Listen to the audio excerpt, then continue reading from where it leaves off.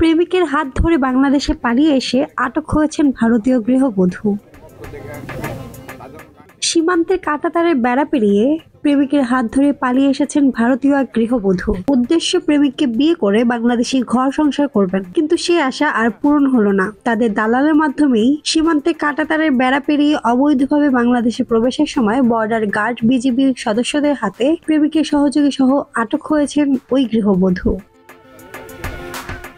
জানা যায়, রবিবার 19 জানুয়ারি শেষ বিকেলে কুড়িগ্রামের ফুলবাড়ী উপজেলার নাওডাঙ্গা ইউনিয়নের 933 নম্বর আন্তর্জাতিক সীমানা পিলারের পাশে বালাতারি গ্রামে এই ঘটনাটি ঘটে। লালমনিরহাট 15 বিজিবি ব্যাটালিয়নের অধীনে বালারহাট বিজিবি ক্যাম্পের সদস্যরা সন্ধ্যায় বাংলাদেশি সহযোগী সহ আটক ভারতীয় 2 নাগরিককে ফুলবাড়ী থানায় সোপর্দ করেন।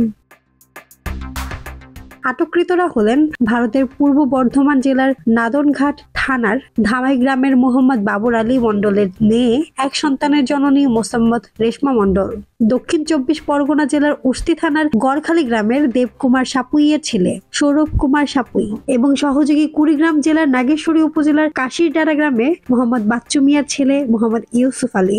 ভারতীয় নাগরিক শ্রী সৌরভ কুমার সাপুই।